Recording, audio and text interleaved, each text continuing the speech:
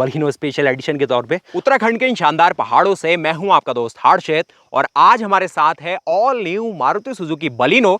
और आज की वीडियो में हम बात करेंगे क्या टॉप रीजंस है आपको मारुति सुजुकी बलिनो को बिल्कुल लेना चाहिए, किन कस्टमर्स के लिए ये गाड़ी एक शानदार चॉइस बन सकती है। अगर आप इसकी कंपटीशन को देखते हैं तो इसके कंपटीशन में i20 और अल्ट्रॉज है, बट जो इसका सबसे बड़ा कंपटीशन सामने आ रहा है वो है निसान की मैग्नाइट और रेनो काइगर, क्योंकि उनकी कीमतें इसके बेस मॉडल के मुकाबले 50,000 तक के डिफरेंस में कम में मिल जा रही है।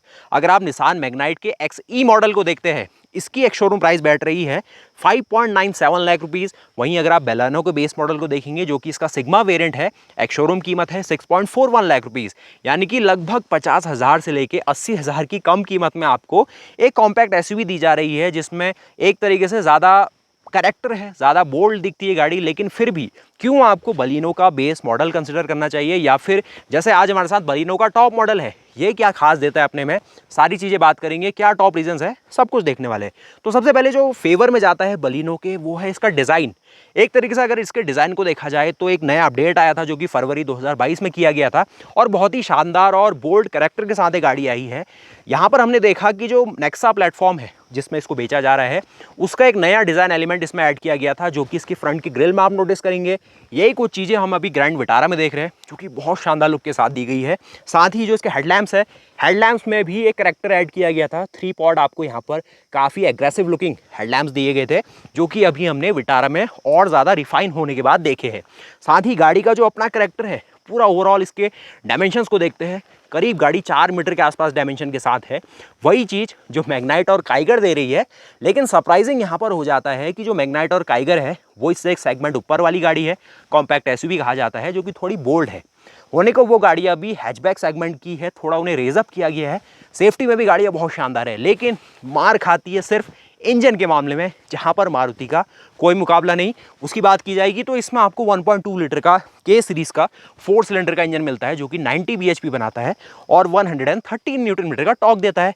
लेकिन इसमें और बढ़िया चीज़ हो गई है भाई साहब, CNG का ऑप्शन आ गया है, और CNG भी कुछ ऐसी जो कि 30 का माइलेज आपको दे दे। जैसे कि अगर आप सिंपल बलिनो पेट्रोल में भी ले लेते हैं, चाहे बेस मॉडल ले लीजिए, उसमें भी आपको 22 प्लस का माइलेज क्लेम किया गया मारुति की तरफ से। और अगर आप ऑटोमेटिक लेते हैं फिर भी कोई डिफरेंस नहीं है। इवन जो आज मेरे साथ इसका ऑटोमेटिक है, ये मैनुअल से ज़्यादा माइलेज देने का क्लेम करती है मारुति। इस गाड़ी का जो तीसरा पॉइंट आता है वो है इस गाड़ी का स्पेस के मामले में भी गाड़ी सभी कुछ दे रही है। करीब 318 लीटर के आसपास आपको इसमें बूट स्पेस मिलता है, जो कि यहाँ पर आप देखेंगे आपके फैमिली का सामान बड़े आसानी से आता है। अभी मैं इस गाड़ी की ऑफ रोड कर रहा था, एक तरीके से जो गाड़ी की प्रैक्टिकलिटी है उससे थोड़ा सा हट के गाड़ी क्या कुछ आपको ऑफर कर सकती है वो देख रहा था। मैंने सोचा क्यों ना इसके टॉप 5 रीजन बनाए जाए।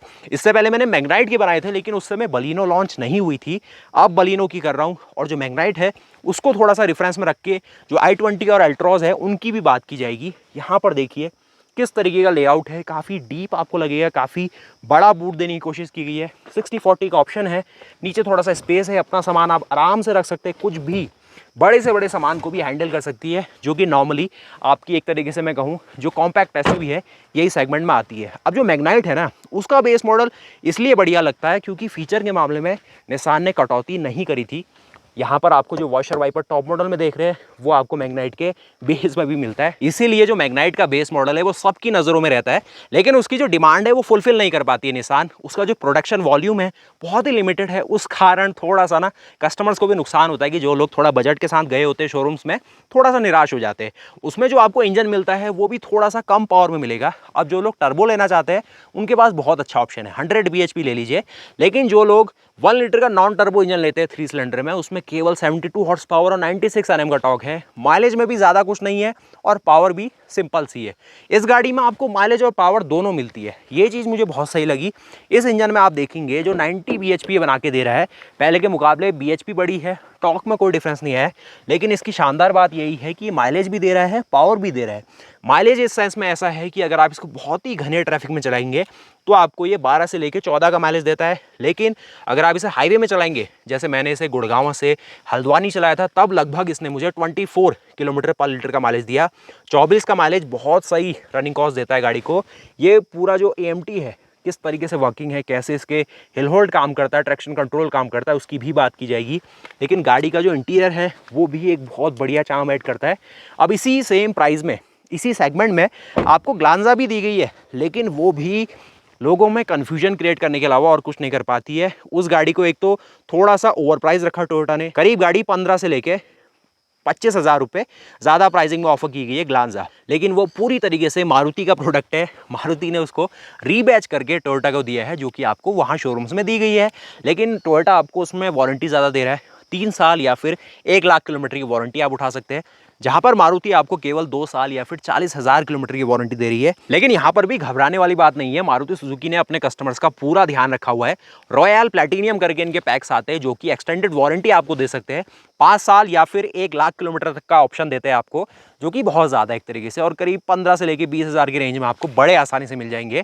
फिर लेकिन बात वो ये जाती है कि ग्लांजा जिस एक्स्ट्रा कॉस्ट में आपको पड़ रही है, एक्सटेंडेड वारंटी लेने के बाद वही चीज़ पड़ेगी। लेकिन यह है कि अगर आपको भरोसा है कि गाड़ी रिलायबल है, फिर आपको ज़्यादा एक्सटेंडेड वारंटी के पीछे भागना नहीं है, क्योंकि ये ना इनकी गाड़ियाँ ट्राइड एंड टेस्टेड है। लेकिन मैं आपको रिकमेंड ही करूँगा कि आप वारंटी की तरफ जाइए।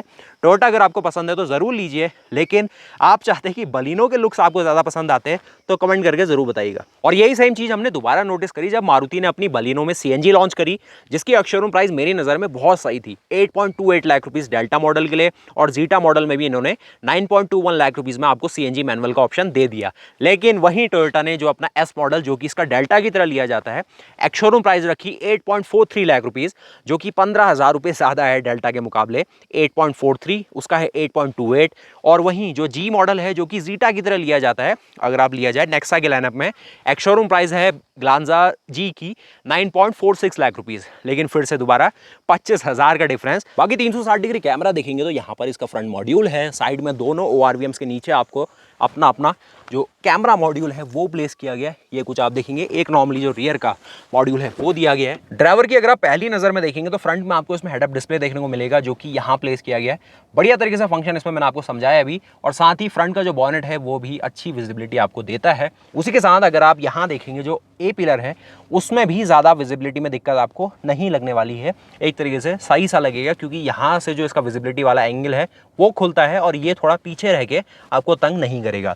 इस साइड देखेंगे तो यहाँ पर आपको 360 कैमरा उसका प्लेसमेंट देखने को मिलेगा, जो कि यहाँ से आपकी जो 9 इंच की स्क्रीन है ये पूरी तरीके से आपको दिखाने वाली है। ये आप और बेहतर तरीके से समझेंगे जब मैं इसका रिवर्स गियर एंगेज करूँगा। तो यहाँ पर देखिए, एक तो ये आपको जो पीछे का पूरा व्यू है वो दिखाने वाला है, और साथ ही गाड़ी का अगर मैं ड्राइव मोड लगाता हूँ और कैमरे को मैं दोबारा प्रेस करता हूँ तो यहाँ पर और बढ़िया तरीके से ये आपको फ्रंट व्यू दिखाने लग गया। इसमें ये कैमरे की जो गाइडलाइंस है एक तरीके से वो आपको स्टीयरिंग के साथ बिल्कुल असिस्ट होते हुए दिखेगी, और बढ़िया तरीके से आपको गाइड करेगा कि गाड़ी कहाँ जाने वाली है। और ये आपको गाड़ी का टॉप व्यू देखने को मिलेगा पूरी स्क्रीन में। अगर आपको गाड़ी का फ्रंट व्यू देखना है ऐसे दिखेगा, और साथ ही फ्रंट और लेफ्ट का व्यू देख सकते हैं, गाड़ी का जो फ्रंट का पार्ट है और बढ़िया तरीके से आपको थोड़ा सा शो करने वाला है। तो ये सब चीज़ें मतलब ना फंक्शन आपको सारे दे रही है बलिनो, और इसीलिए थोड़ा सा सेल्स में भी बढ़िया कर पा रही है। अगर आप देखिए, अब आगे चलते हैं,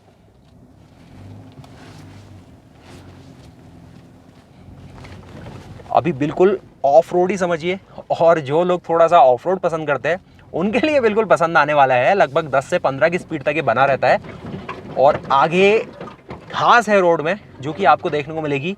पत्थरों को आप इसे बचा के चल सकते हैं, घास से गाड़ी को कोई नुकसान नहीं है, क्योंकि ये सारी सीजनल ग्रास है, तो ये हर 6 महीने में सूख जाती है और दोबारा से उग जाती है, तो इसका कोई सॉल्यूशन नहीं है। लेकिन फिर भी जिन लोगों को ख़राब रास्ते में चलना है, और जो लोग ट्रैफिक में ज़्यादा चलते हैं और थोड़ा संभल के चलना चाहते हैं कि आगे कोई जानवर ना हो, या फिर पार्किंग से गाड़ी जब आप निकालते हैं, तो ये आपकी बहुत मदद करेगा। और यही सारे फंक्शन है ना जो एक कस्टमर को पसंद भी है। एक तरीके से देखिए ना, यहाँ पर भी थोड़ा सा प्रीमियम क्वालिटी इन्होंने मेंटेन कर दी है। ये सारी चीज़ें कस्टमर मांगता है। बस एक फीडबैक और आया था कि इसके एसी में थोड़ा सा उन्हें फ्लो थोड़ा सा कम लगता है, लेकिन ऐसा नहीं है। अगर आप ज़्यादा लंबी ट्रिप चलते हैं तब आपको एसी कभी तंग नहीं करेगा, एक तरह से यूनिफॉर्म कूलिंग करते हुए बनता है।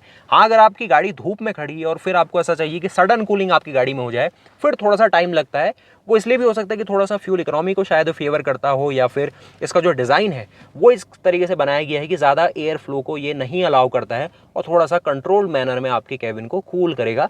लेकिन नॉर्मली जिसको यूजेस है, जैसे हम दिल्ली में यूज़ करेंगे, गुड़गांव में, ज़्यादा दिक्कत नहीं है। हाँ, जैसे बहुत गर्म में आपकी गाड़ी खड़ी है फिर थोड़ा टाइम लगता है, वो नॉर्मल सी बात है। और यहाँ पर जो थोड़े से ना पियानो एलिमेंट्स है वो आप नोटिस करेंगे। अब इसमें देखिए ना, 43% आपको हाई टेंसाइल स्ट्रेंथ स्टील का यूज़ किया गया है, क्योंकि सबको पता है, और 16% आपको इसमें ultra high tensile strength steel का यूज़ किया गया है। लेकिन ग्लोबल एनकैप ने अभी इस कार का वैलिडेशन नहीं करा है, क्या इसके सेफ्टी नॉर्म होंगे। मेरे हिसाब से ये अबव स्टैंडर्ड से ऊपर होगी, एक तरीके से 3 से लेकर 4 स्टार की सेफ्टी रेटिंग इसको मिलेगी। काफ़ी लोग कह रहे थे कि 5 स्टार भी मिल सकती है, लेकिन 3 से 4 भी मिल जाए फिर भी नॉर्मल सिटी कार के हिसाब से बहुत है, बहुत ज़्यादा मैं कहूँगा। अलॉयज़ के डिज़ाइन को भी देखेंगे तो अलॉय का डिज़ाइन भी ठीक तरीके से मेंटेन किया गया था, इसमें कोई ऐसा शिकायत नहीं है। आगे इसमें ड्रम ब्रेक्स है, पीछे डिस्क ब्रेक मिलते हैं, ये तो सिंपल सी बात है। बाकी गाड़ी में ना शार्क फिन एंटीना आ जाता है, बहुत बढ़िया लुक्स इसके आ सकते थे। और फुली ऑटोमेटिक आपको इसमें जो हेडलैम्प्स है वो ऑफर किए गए, वॉशर वाइपर, ये सारी चीज़ें आपको दी गई है। ग्राउंड क्लियरेंस की बात की जाए तो 170 मिलीमीटर अनलेडन ग्राउंड क्लियरेंस है, जो कि शहरों के हिसाब से ठीक है। लेकिन जब आप कच्चे रास्ते में लाते हैं फिर आपको थोड़ा संभलना पड़ता है। यहाँ पर जो ब्रेजा जैसी गाड़ी है या फिर जो मैग्नाइट है वो थोड़ा आगे निकलेगी, लेकिन इस गाड़ी ने भी ज़्यादा तंग नहीं करा है। कहीं पर भी ऐसा नहीं है कि बिल्कुल परेशानी कर दिया, लेकिन संभलना आपको ज़रूर पड़ेगा। गाड़ी के इंटीरियर्स में ले चलूँ तो यहाँ पर ना फीचर गाड़ी भर भर के दे रही है। जो मैंने बताया ना, मारुति सुजुकी बिल्कुल इवॉल्व हो रही है, बिल्कुल सही बात है। यहाँ पर देखेंगे अच्छा क्वालिटी का मटेरियल है, यहाँ पर कुछ सॉफ्ट टच है, एक तरीके से यहाँ पर देखेंगे सब कुछ प्रीमियम है, लेकिन ये थोड़ी पुरानी यादें आपको दे जाता है। गाड़ी के आगे के डोर में अच्छा वेट दिया गया है, जो कि एक फर्स्ट इंप्रेशन जो ड्राइवर है उसके ऊपर बैठाने वाला है। लेकिन जो पीछे का ड्राइवर है वो अभी भी सिमिलर है, जो पुरानी आपको बलिनो मिली थी 2017 के आसपास, उसी के लेवल का, तो वो चीज़ अलग है। बट जो आगे का पार्ट है, मारुति ने इंटरनली भी हमसे कहा था कि हमने थोड़ा सा ना सेफ्टी में इंप्रूवमेंट किया है, तो ये सब चीज़ें है कि इसमें थोड़ा सा हैवी गेज का मेटल डाल दिया है, ज़्यादा कुछ नहीं है, लेकिन यहाँ पर इंप्रूवमेंट है। बाकी ये रहा गाड़ी के अंदर का सारा मामला। गाड़ी में रैटलिंग अगर आप नॉर्मली चलेंगे तो आपको तंग नहीं करेगी, लेकिन अगर आप ज़्यादा खबड़ खबड़ में जाएंगे फिर लॉन्ग रन में ज़रूर आपको दिक्कत होगी, जैसे किसी भी गाड़ी में आपको हो जाती है। सीट की बात करेंगे तो सीट सॉफ्ट दी गई है, कोई दिक्कत नहीं है। इसमें लेदरेट का ऑप्शन एक नज़र में दे दी इतना मारुति बलिनो स्पेशल एडिशन के तौर पे, और बढ़िया हो सकता है। थोड़ा सा वैरायटी मिल जाएगी कस्टमर्स को, क्योंकि ना प्रीमियम गाड़ी है तो थोड़ा ये चीज़ें और बढ़िया आ सकती थी, लेकिन इसमें भी कोई शिकायत नहीं है। गाड़ी में 6 स्पीकर है, आँख में इसका साउंड सिस्टम है, जो कि साउंड क्वालिटी अच्छी दे देगा। लेकिन जिनको थोड़ा सा और ज़्यादा कुछ चाहिए वो थोड़ा डिमांड कर सकते हैं, लेकिन नॉर्मल लोगों के लिए तो सभी कुछ दिया गया है। गाड़ी को स्टार्ट करेंगे, सबसे बढ़िया पॉइंट ना वो इसका इंजन है। इतना साइलेंट इंजन है, अभी बिल्कुल कोल्ड स्टार्ट हो रही है गाड़ी। डोर बंद करूँगा, थर्ड भी सुनाई देगी आपको आगे के दरवाजे में, क्योंकि आगे अच्छा इंप्रूवमेंट किया गया है। उसी के साथ गाड़ी में अगर आप देखिए तो यहाँ पर आपको हेड अप डिस्प्ले मिलेगा। अभी कोल्ड स्टार्ट है तो इंजन साउंड करेगा, लेकिन गाड़ी बहुत साइलेंट है, इसके लिए तो तारीफ बनती है। और कोई कंपनी इंडिया में नहीं है जो इसको मैच कर पा रही है। इवन जो i20 है वो भी एक तरीके से साइलेंटनेस दे देगी, बट गाड़ी का इंजन पैपी नहीं है, परफॉर्मेंस उतनी नहीं दे पाता है, तो वहाँ पर कहीं ना कहीं पीछे रहता है। ये इनका 9 इंच की स्क्रीन है, जो कि आप देख सकते हैं, जो कि बढ़िया तरीके से ट्यून अप किया गया है। इवन जो ब्रेजा, ग्रैंड विटारा वैसी बड़ी गाड़ियों में दिया जा रहा है, और स्टार्टिंग यहीं से हुई थी इसकी, और ज़्यादा लैग है कुछ नहीं, इसमें अच्छी तरीके से काम करता है। एंड्रॉयड भी सपोर्ट करता है, एप्पल को भी सपोर्ट करता है। माइलेज अगर आप देखेंगे तो खराब रास्ते में चलने के बाद भी 13 के आसपास का माइलेज इसमें मेंटेन है, तो अच्छी तरीके से रनिंग कॉस्ट संभाल के चल रहा है। IRVM फुली ऑटोमेटिक, ये सब चीज़ें भी काम की दी गई है, इसमें ऐसा नहीं है। हेड अप डिस्प्ले मैंने आपको समझाया क्या क्या फंक्शन देता है, गियर इंडिकेटर है, बेसिक सब कुछ है। अगर आप यहाँ पर देखेंगे बेस मॉडल से ये चीज़ें दी जाती है, जो कि मैग्नाइट नहीं देगी, जो कि फुली ऑटोमेटिक है। लेकिन जो पीछे का वाइपर है ना, वो लोगों को बहुत ज़्यादा कन्फ्यूज़ करता है मैग्नाइट के बेस मॉडल में। और ये जो फ़ैन स्पीड है वहाँ पर देखिए, दिख रही होगी आपको, मतलब है वो, मतलब कनेक्टेड फील करवाएगा आपको।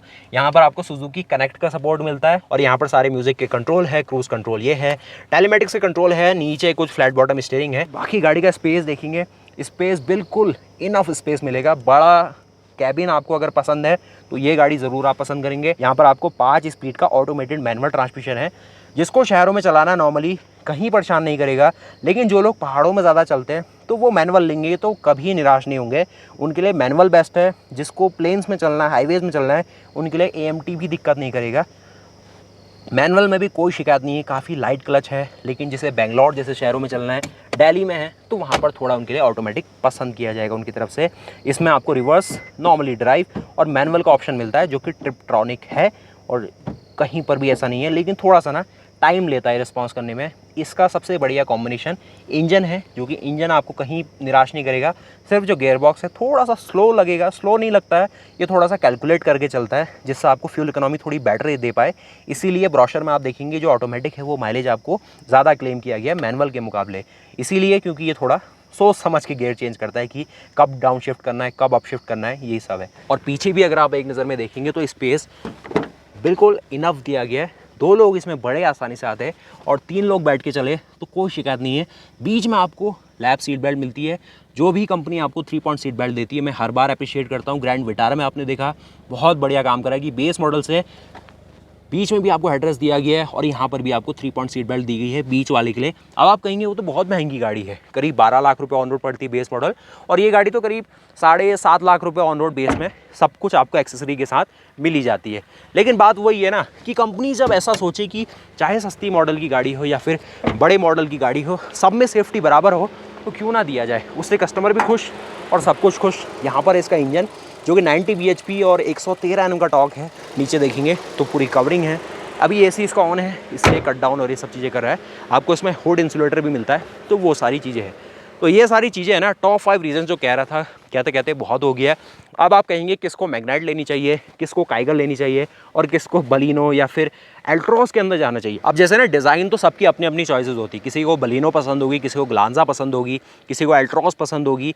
लेकिन मेरे नज़र में बलिनो और जो एल्ट्रॉस है उनके डिज़ाइन बहुत सही है। i20 में थोड़ा सा रेडिकल डिज़ाइन है, काफ़ी लोग पसंद करते हैं, काफ़ी लोग नहीं करते, लेकिन बलिनो और एल्ट्रॉस का डिज़ाइन बिल्कुल सही बैठता है। प्रैक्टिकलिटी वाइज एल्ट्रॉस में बहुत अच्छा स्पेस मिलता है, वो नो डाउट है। लेकिन थोड़ा सा ना गाड़ी में अगर रिफाइनमेंट वाला फिगर जिसको चाहिए तो फिर वो मजबूर होता है या तो फिर i20, ग्लांजा या बलिनो।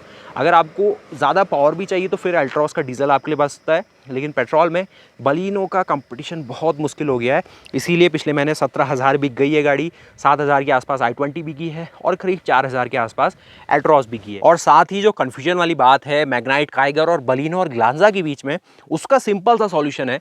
जिसको स्मूथ इंजन चाहिए, रिफाइंड इंजन, एक तरीके से पावर भी अच्छी मिले, कैबिन में स्पेस भी अच्छा हो और एक तरीके से इंजन का रिलायबिलिटी फ्रंट में उन्हें कभी कोई दिक्कत नहीं है, तो उनके पास बलिनो और ग्लांजा सबसे अच्छे ऑप्शन है।